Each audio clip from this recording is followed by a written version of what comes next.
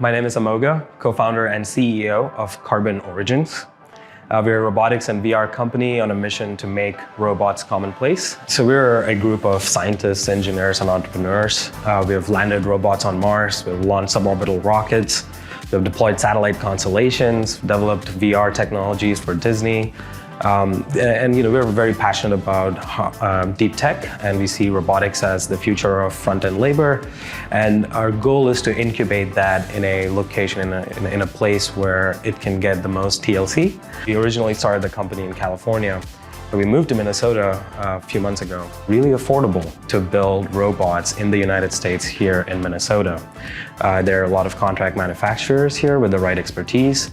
There are other companies building robots here. It is going to be the hotbed for robot manufacturing. The reason is, if we can build Skippies, our robots, to work in the Minnesota weather and geography, they can work anywhere. Now, when you hire someone with a disability, you've immediately led by example. You've said you trust a new perspective, that you're confident in that person, in yourself, and your team. Now, I work with a theater company, and we have signs on the wall that say, "Work your quirk," and radical inclusion. They emphasize that what makes us different gives us strength, a new perspective, a creative edge. In Cajun cooking, there's an ingredient called the lagniappe, and it's that little something something that keeps you coming back. Hire somebody with a disability. It's the lagniappe thing to do.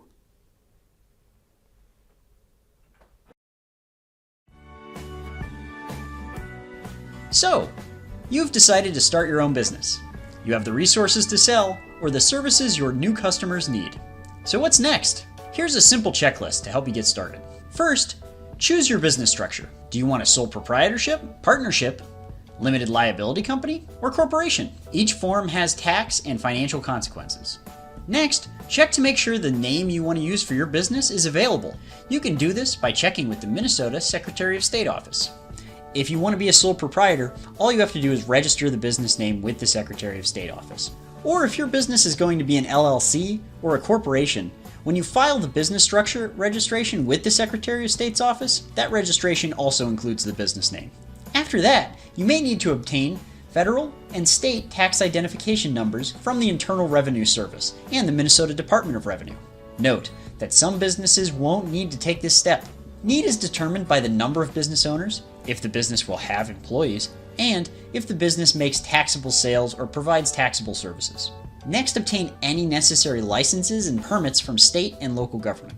Then you will need to buy or rent space for the business and set up phone and internet service. You'll also want to start a banking and credit relationship with a bank or other financial institution. And don't forget to write a business plan with benchmarks to guide you through business growth.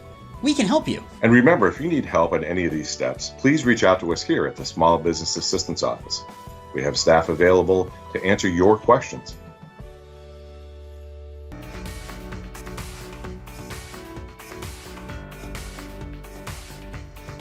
My name is John Hauk. I am president of LightRun Incorporated.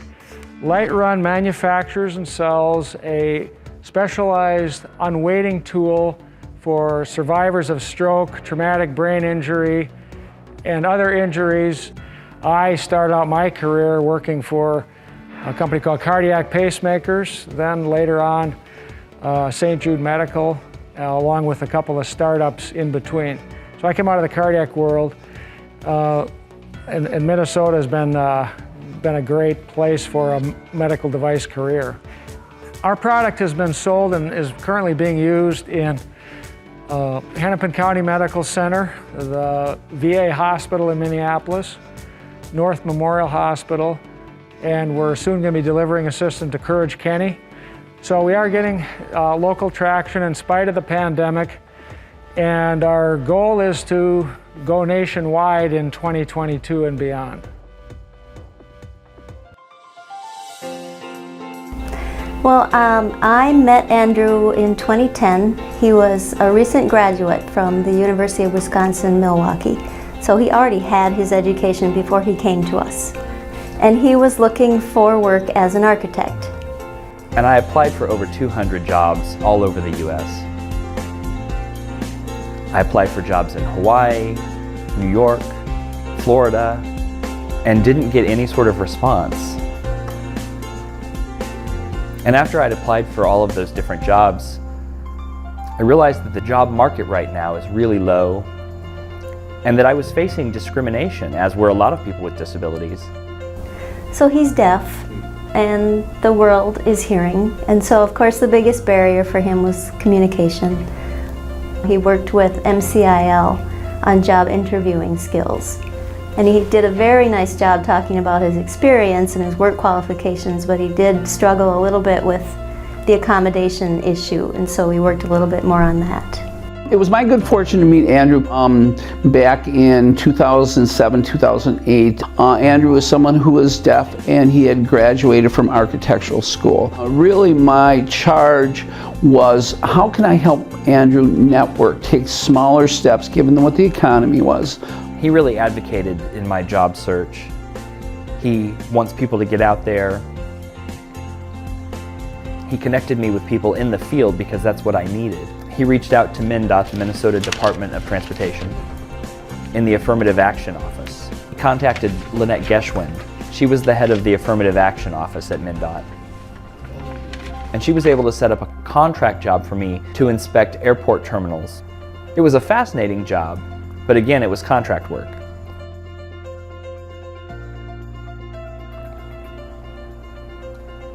And they actually didn't seem to see me as a person with disabilities. Based on my resume, they said via email that they were just really impressed with my experience, and they wanted to give me a chance. When we launched Andrew, we were not focused on his disability. We helped him develop the skills to market himself as an architect. No one with a disability gets a job because of their disability. It's all about skills, and Andrew's a perfect example of someone that took what we helped him learn and was able to independently get a job in the private sector. Do you run a small business in Minnesota? Are you trying to expand your operations? Or need help adjusting to changes brought on by the COVID-19 pandemic? Then contact your local Small Business Development Center. We'd like you to know that whether you're starting a brand new business, growing an existing one, or if your business needs help because of the COVID pandemic, the SBDC can provide that help, and it won't cost you a penny. These are hard times, but if you need help with your business, Small Business Development Centers have real professionals standing by, ready to help you develop your business plan, do marketing and research, set up your accounting, gain access to capital, and much more. And they do it all for free. So contact us today at mnsbdc.com. In Minnesota, we're training our workforce for the next chapter of the global economy. I can't wait to get started on this project. It's great hands-on practice. I think our students will love it. I'll bring this to the robotics lab. Our education and business climate are among the best in the nation. And they work together to grow creative, high-skilled talent. Can we make it this machine? The possibilities are almost endless. We're a state that works hard, boasting one of the highest participation rates in America's workforce. Awesome, man. This looks great. We can really do anything here. Great things are happening in Minnesota, and we can help you thrive. Final touch, man. Checkmate. Join us.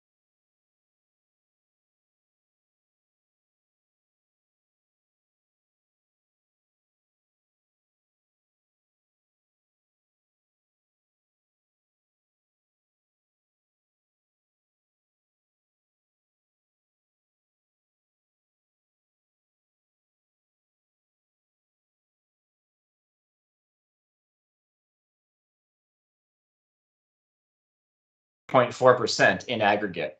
In the country, wages have risen by 5.5% in the aggregate.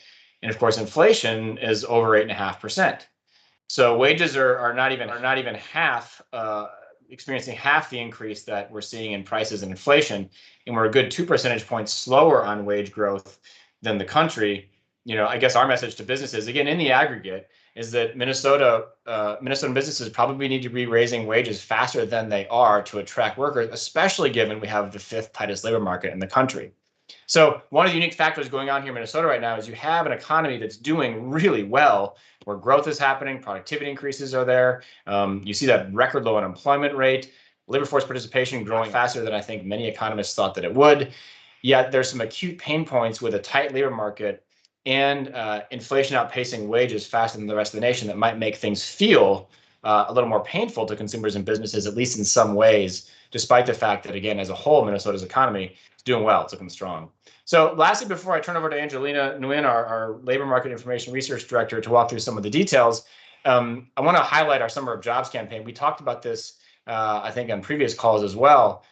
This is a campaign we're doing to address the very factors that I just highlighted a moment ago. Again, that record job vacancies that exist in our economy today. We indeed have been trying to figure out, what do we do differently given the really unique dynamics of this moment in our economy. As we've shared with you before, we've done such things as our Good Jobs Now campaign, where we flipped our call center model and made thousands of proactive calls, which continue today to those on unemployment insurance, helping them find jobs in the economy. We reimagined our physical footprint at Indeed to make sure that we're not just sitting inside of our brick and mortar and waiting for people to come in and look for jobs, but we are getting out into libraries, into community centers, being proactive with partners to help people find jobs. And we've pushed for reform in workforce, and we've got over $130 million extra dollars into the state's coffers to use for workforce by aggressively advocating for federal grant dollars and working with legislatures to create new programs that we think can help businesses. But the Summer of Jobs campaign is meant to really elevate all of that and to really highlight for workers the tremendous opportunity that exists in Minnesota's economy right now. It's an economy teeming with great paying jobs that are open and ready for the taking, and not just jobs that are there for an hourly wage and a paycheck, but jobs that really are careers. And so you'll see us throughout the summer take visits across the state to highlight some of those roles. Just a couple of days ago, I was in Mankato, job shadowing a couple of welders at Jones Metal. A great job in our state, and 850 openings, starting wage $25 an hour. That's a role we need to see more people looking at. We'll also look at CNC operators, light truck drivers, full stack engineers, CNAs. You'll see a lot of that highlighting of these opportunities in our economy in the coming months. Secondly, we're also going to highlight labor pools we think people are not looking at closely enough. I talked about the equity issue a moment ago. That is central to, I think, our ability to succeed as an economy. We as D want to provide a bridge between businesses and communities that are too often overlooked to help create some of those connections that job seekers and employers need. So we're going to be really lifting up hiring people with disabilities, creating inclusive workplaces for immigrants and refugees, helping employers think about the youth job market more creatively, about retirees who are maybe willing to come back into the workforce.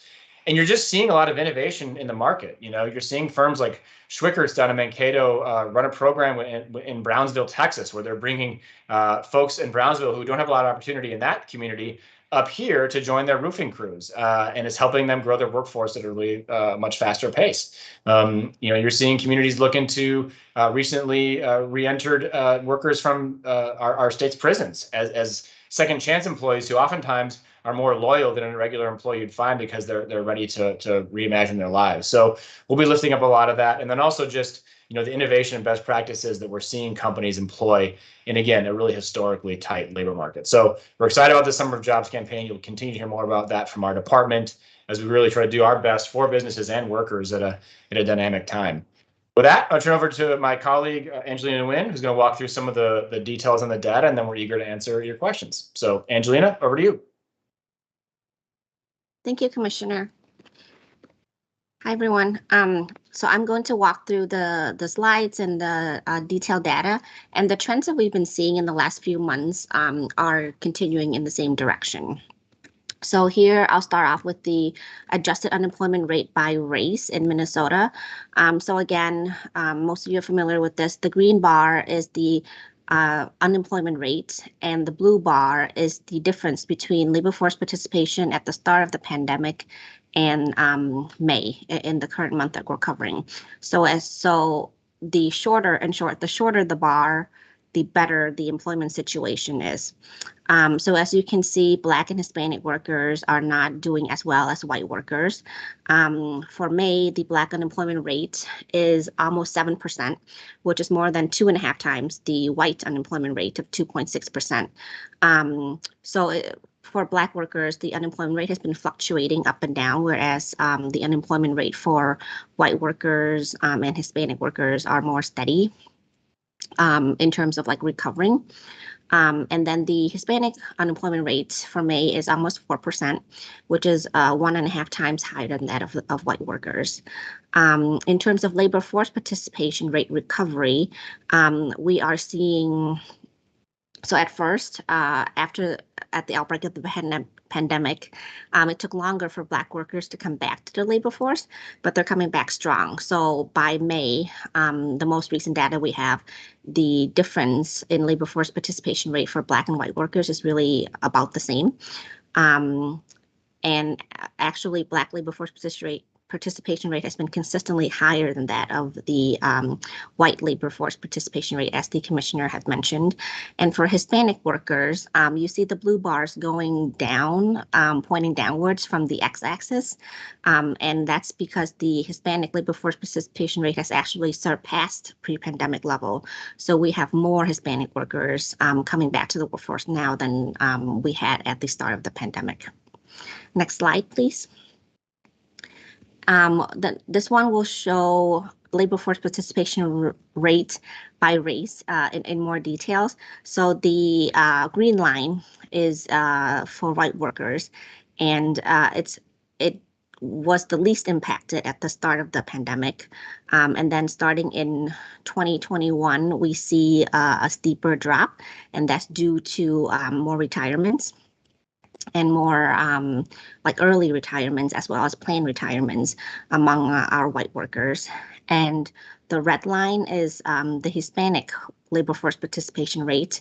It took a deep dive at the start of the pandemic, but then it recovered well, and it has then went on to grow. So now we have more Hispanic workers in the labor force than before.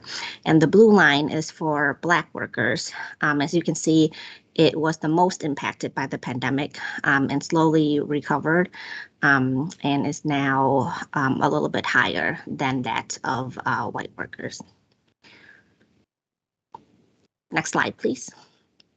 And then here we look at the same thing, adjusted unemployment rate by gender.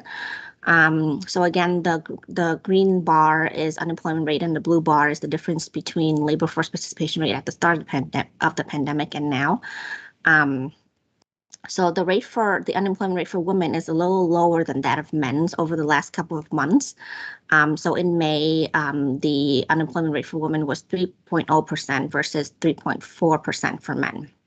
However, when you look at the blue bars, which is the labor force participation rate, you see that at the beginning of the pandemic, more women left the labor force than men.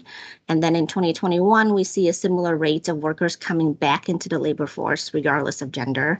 However, starting this year in 2022, there's a clear trend that more women are staying out of the labor force than men. So that's the difference is about 1%. More women are staying out of the labor force compared to pre-pandemic than men. Next slide, please. And here we look at over the year employment change by super sector. So for the most part, blue bar is Minnesota, green bar is US. For the most part, most super sectors in Minnesota saw positive over the year growth, especially leisure and hospitality. They were up about 26,000 jobs, which is 11%. And manufacturing is the other strong super sector, up almost 17,000 jobs over the year, which is 5.5%. And those have been our consistently well-performing super sectors. Two super sectors in Minnesota posted tiny negative growth over the year for May. So mining and logging lost 91 jobs, which is about 1.5%. It's a small super sector, and government lost about 500 jobs, which is 0.1%. For the US, all super sectors saw growth over the year except for mining and logging. Next slide, please. And then this one, we look at job loss due to the pandemic and then how well each sector has recovered. So the blue bar shows the job loss during the first 2 months of the pandemic, and the green bar is the difference between the start of the pandemic and now. So the length difference between the two bars shows the degree of recovery. So the bigger the length difference, the more that sector has recovered. So as you can see at the top, the sectors that were hit hardest by the pandemic show the most recovery. So arts and entertainment and recreation, accommodation and food services. Some sectors have recovered and then gained more jobs, like manufacturing, professional and scientific technical services, and construction. Those sectors are doing well. And overall, as we had mentioned, Minnesota lost about 417,000 jobs from the pandemic, and we've since gained back 336,000 jobs, or 80% of what we lost. Next slide, please. And we are continuing to track inflation. So for May, it is 8.6%, and it's been rising consistently for the last 8 months, and it's still staying up high this month. Next slide, please. And to put it into context, comparing inflation with wage growth over the last decade. So the green bar is the inflation rate for the year in May, and the blue bar is wage growth over the year for May. And the blue line is the dollar amount of the average wage in the private sector for Minnesota. So in terms of dollar amount, the average wage has been going up. So as of May, it's $33.71 per hour. And for most years, we've seen wage growth being higher than inflation. However, starting in 2021 and 2022, inflation has outpaced wage growth. So as of late, we are looking at 8.6% inflation with 3.4% wage growth in May. And with that, I am turning it back to you, Commissioner. Great. Thanks, Angelina. I think Jen will go to you for a Q&A with our friends from the press. Great. And Brian, it looks like you have your hand up. Go ahead and unmute yourself and ask your question.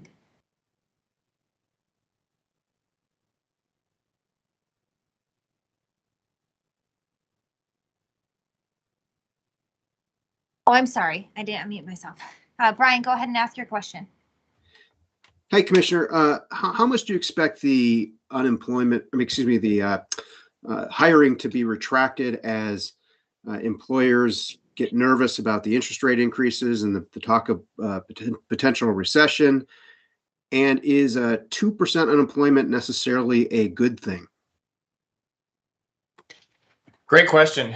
I think 2% unemployment is a good thing. It shows that we have organizations hiring, that hiring has been successful. I think when you combine it with the fact that you're seeing people peel off the unemployment insurance ranks quite quickly, we are back to better than we were before the pandemic in terms of people needing to take advantage of some of those social safety nets because there's so much opportunity in the economy. If unemployment rate was going down and it wasn't because people were searching for jobs or getting back into the labor market, then we'd have an issue. That happened a couple times during the pandemic, but today we see that it's entirely due to people getting back into jobs, getting hired, that has driven that rate down. So it is definitely a sign of a strong economy.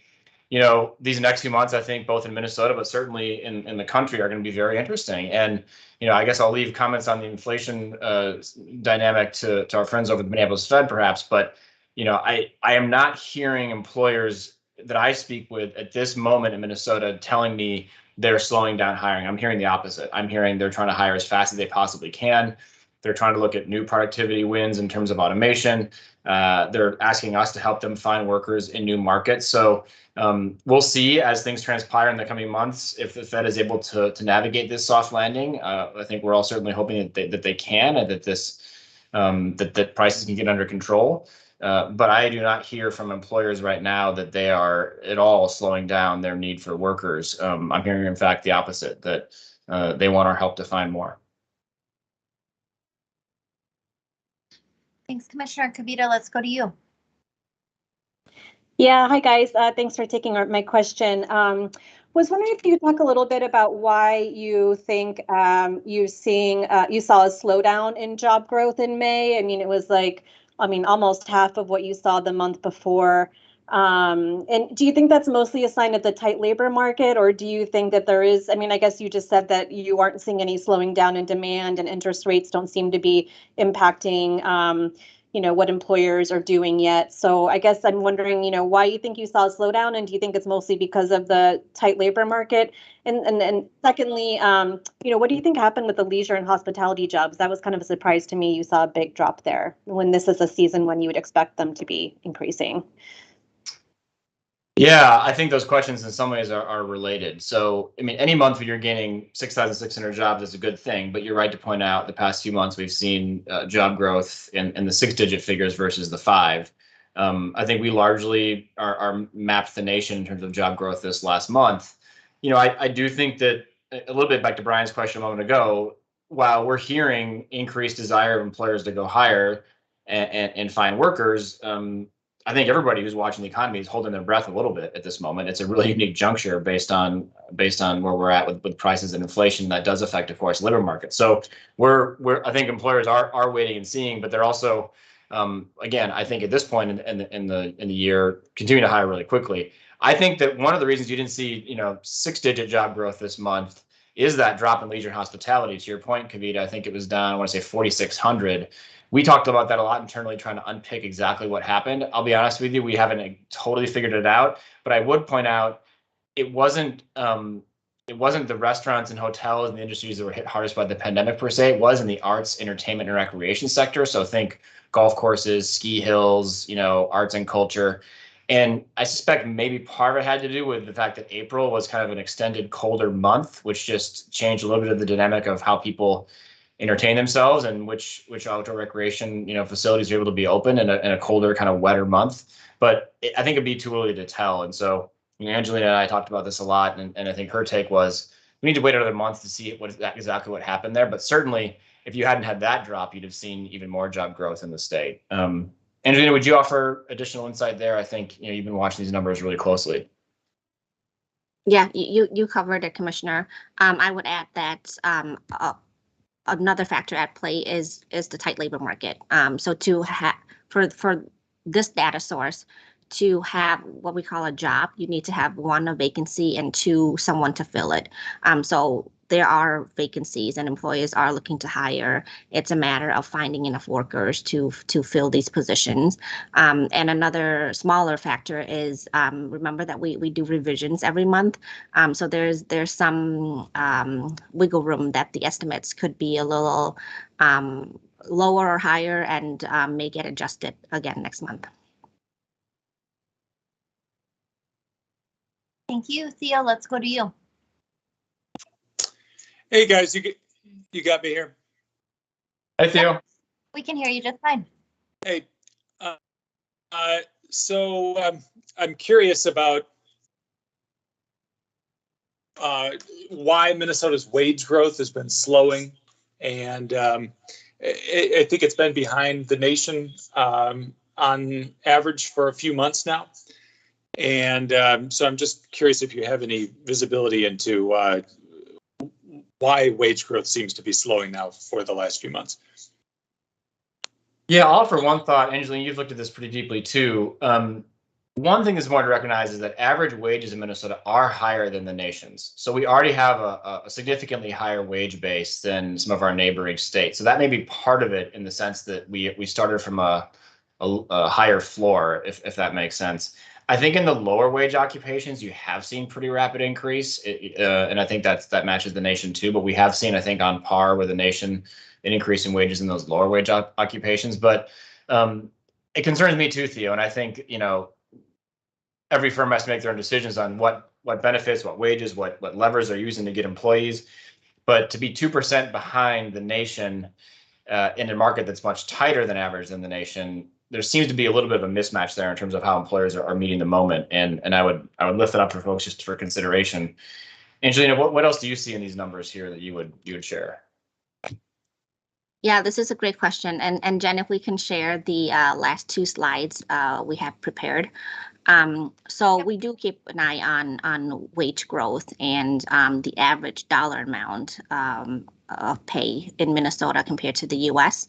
So the commissioner is right in that dollar amount wise, Minnesota pays on average $2 higher per hour than the rest of the country.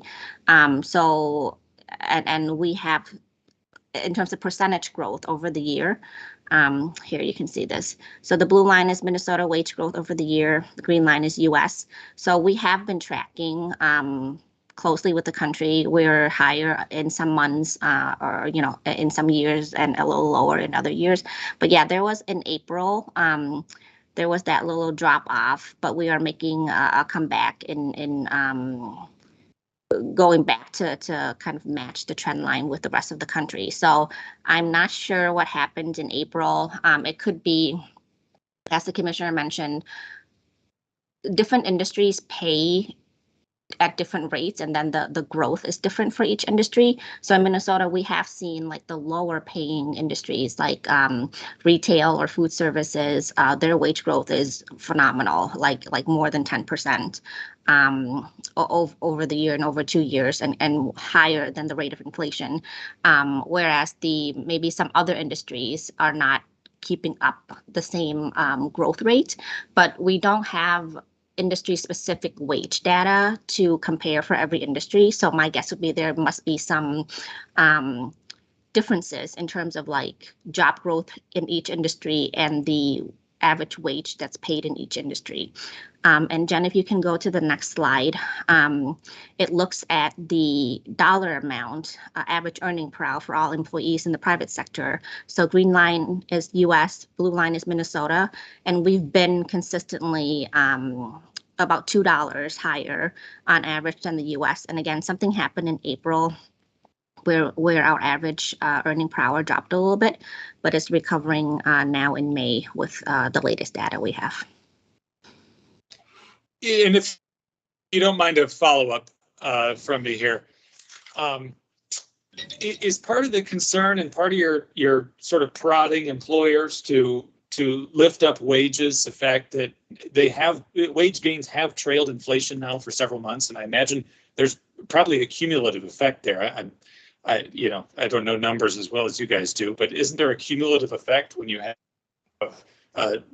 lower wage gains and inflation for many months in a row? Yeah, I mean, look, we're not here to lecture employers on how they should or shouldn't pay their employees. In a sense, again, we already have a market that does, pay higher wages than average, as Angelina just showed through the data. But I do think it's important for employers to understand in aggregate what's happening in the economy. And if in aggregate you're not seeing wage increases match the nation, when you have such a tight labor market, I think that's something employers should consider. But I'll say this, when you talk to employers across the state, and you talk to job seekers too, wages are just one component of this, right? How the modern workplace navigates finding workers that fit their firms has a lot to do with scheduling, with childcare, with transportation, with benefits, with paid family medical leave. There's a lot of variables that go into this. So to just look at wages, I think would be to be looking too narrowly at what motivates job seekers. But I haven't talked to an HR leader or a CEO in the past 6 months who isn't trying to think creatively about what workers need and who isn't listening because they have to. I mean, if you don't, you're sunk. So they are, I think employers are listening, and that's why I say I leave a little bit to the companies to figure that out, obviously, but it's important for us just to show that we are lagging the nation in wage growth, and I think that's just one consideration of many that businesses should use. Okay, thank you. Yep. I think maybe is Brian's hand still up? We might have time for one more before we wrap. Yep, that's what I was just gonna say. Yeah, Commissioner, as long as we have you been able to find any kind of administrative workaround on the unemployment business tax issue and the rebates or the credits that they're due, or is this something that can only be done legislatively? And also, do you have a sense of the universe as to how many businesses have something coming back or some overage that they would have seen some credit for? Yeah, thanks, Brian. It's an important question. We have not found a workaround, and you can believe me that we have looked at every possible way we could ensure that the very dollars that we pulled into the trust fund via the bill that was passed to bring $2.73 million into that fund could be used to issue refunds. And without that language change, we can't do it. I think we didn't know before the legislation was enacted how many employers would take us up on wanting an actual refund check. The number was quite small, about 3,000 employees, I think last I checked a day or two ago, sorry, 3,000 employers, which totals, I think only about $10 million total in refund check requests. We as a department can issue refunds as a normal course of business once we take in tax receipts. So for the next quarter, we may be able to issue a refund check faster than a credit could be taken advantage of based on the tax receipts for the existing quarter for unemployment insurance. I'm getting into the details here that maybe are less interesting to everybody, but I'm happy to go deeper with you, Brian, if you'd like. But in terms of using those dollars that came into the trust fund via the bill, there's no workaround. We have to come back and fix that as a legislature, and I think that's just one of many reasons that the session should the legislature should come back and do some good work together. But it certainly has caused a delay in being able to issue those refund checks.